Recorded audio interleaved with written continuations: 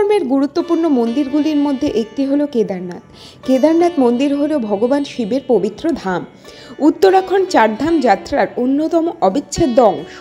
উত্তরাখণ্ড রাজ্যের চোরাবাড়ি হিমবাহের কাছে মন্দাকিনী নদীর তীরে সমুদ্রপৃষ্ঠ থেকে ৩,৫৮৩ মিটার উপরে অবস্থিত।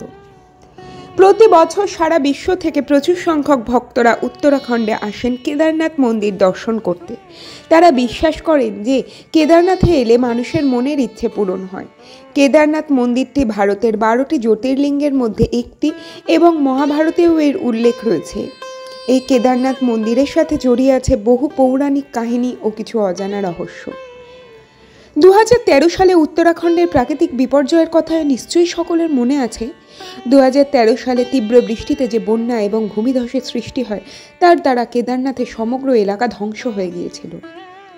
এমনকি সেই বছরের বন্যার কারণে অর্থাৎ প্রাকৃতিক বিপর্যয়ের কারণে সেই স্থানের বহু স্থানীয় এবং ভক্তরা মারা গিয়েছিল। জানলে জেনে অবাক হবেন যে এই প্রাকৃতিক দুর্যোগের মধ্যেও কেদারনাথ মন্দিরটি এমনভাবে অক্ষত ছিল যেন মনে হয় কোনো ঐশ্বরিক শক্তি এটিকে ধ্বংসের হাত থেকে রক্ষা করছে। প্রত্যক্ষদর্শীর কথায় একটি বিশাল পাথর মন্দিরের পিছনের অংশকে আটকে রেখেছিল, যার কারণে জল এবং ধ্বংসাবশেষ তাদের গতিপথ পরিবর্তন করেছিল এবং কেদারনাথ মন্দির ধ্বংসের হাত থেকে রক্ষা পেয়েছিল। বলা হয় কেদারনাথ মন্দির ভৈরবনাথজির মন্দির দ্বারা সর্বদা সুরক্ষিত থাকে, কারণ তিনি সেই মন্দিরের অভিভাবক। ভগবান ভৈরবনাথজি গাড়োয়াল অঞ্চলে এক অত্যন্ত গুরুত্বপূর্ণ দেবতা। তিনি সুরক্ষা এবং ন্যায় বিচারের প্রভু। তিনি ভগবান শিবের জ্বলন্ত অবতার এবং ধ্বংসের সাথে যুক্ত। ভৈরবনাথজি ক্ষেত্রপাল নামেও পরিচিত। ভৈরবনাথজির মন্দির কেদারনাথ মন্দিরের দক্ষিণে অবস্থিত। তিনি কেদারনাথ মন্দিরকে অশুভ আত্মা বা শক্তি থেকে রক্ষা করে থাকেন। পঞ্চকেদারের একটি অংশ। পঞ্চকেদার ভগবান শিবের উদ্দেশ্যে নিবেদিত 5টি পবিত্র স্থানকে নির্দেশ করে, যার সবকটি গাড়োয়াল হিমালয়ে অবস্থিত। শুধু তাই নয়, যারা পঞ্চকেদার তীর্থযাত্রায় যাওয়ার সিদ্ধান্ত নিচ্ছেন তাদের অবশ্যই এই ধামগুলি ক্রমানুসারে দেখতে হবে। তুঙ্গনাথ, যেখানে ভগবান শিবের হাত পড়েছিল। রুদ্রনাথ, যেখানে ভগবান শিবের মুখ পড়েছিল। মধ্য মহেশ্বর, যেখানে ভগবান শিবের পেট পড়েছিল, এবং কল্পেশ্বর। পুরোহিতদের পাণ্ডা বা তীর্থগুরু বলা হয়। এরাই বিভিন্ন আচার অনুষ্ঠান করেন এবং তার বিনিময়ে অর্থ সংগ্রহ করেন। তবে কেদারনাথ মন্দিরের প্রধান পুরোহিত, যাকে রাওয়াল বলা হয়, অনুষ্ঠান করেন না। তিনি তার সহকারীদের এই দায়িত্ব অর্পণ করেন।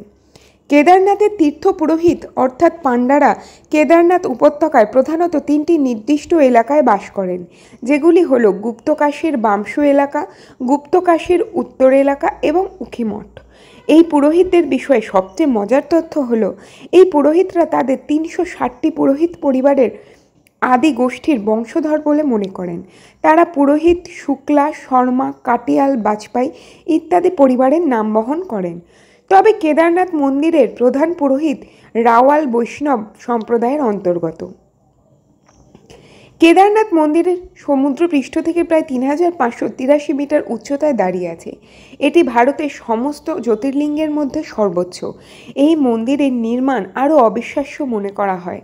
কেদারনাথ হল ভগবান শিবের 12টি জ্যোতির্লিঙ্গের মধ্যে সর্বোচ্চ। কেদারনাথ মন্দিরের পৌরাণিক কাহিনী পড়লে জানা যায় যে যখন ভগবান বিষ্ণুর অবতার নরনারায়ণ তপস্যা করছিলেন, তখন ভগবান শিব মুগ্ধ হয়েছিলেন এবং তারা ভগবান শিবকে কেদারনাথে জ্যোতির্লিঙ্গ হিসাবে বসবাস করতে রাজি করিয়েছিলেন, যাতে ভক্তরা শিবের আশীর্বাদ পেতে পারেন। কথিত আছে যে মহাভারতের যুদ্ধের পর পাণ্ডবরা তাদের আত্মীয়দের হত্যা করার জন্য দোষীবোধ করেছিলেন এবং তারা তাদের পাপ থেকে মুক্তি পেতে চেয়েছিলেন। এই কারণে তারা ভগবান শিবের কাছে তাদের পাপের ক্ষমা চেয়েছিল, কিন্তু ভগবান শিব তাদের কাছ থেকে লুকিয়েছিলেন। পাণ্ডবরা যখন কেদারনাথে পৌঁছায় তখন তারা ভগবান শিবকে খুঁজে পায়নি, কারণ ভগবান শিব মাটিতে লুকিয়েছিলেন। কেবল তার কুঁচটি মাটির ওপরে দৃশ্যমান ছিল। যদিও পাণ্ডবপুত্র ভীম তার কুঁজের মাধ্যমে ভগবান শিবকে চিনতে পেরেছিলেন। তখন ভীম তার মহৎ শক্তি দিয়ে দুটি পর্বতকে ছিঁড়ে ফেলেছিলেন এবং সেই মুহূর্তে ভগবান শিব পাণ্ডবদের সামনে হাজির হয়ে তাদের পাপ ক্ষমা করেন। এইভাবে কেদারনাথের লিঙ্গ গঠিত হয়েছিল এবং একটি পর্বত পাথরের আকারে, যা দেখতে পিরামিডের মতো। রুদ্রগুহা কেদারনাথ মন্দিরের কাছে অবস্থিত এবং এটি গাড়োয়াল মণ্ডল ভিকাস নিকাম দ্বারা নির্মিত হয়েছিল। এটা নির্মাণ করার পেছনে মূল উদ্দেশ্য ছিল ধ্যান করার জন্য একটি নিরিবিলি স্থান তৈরি করা।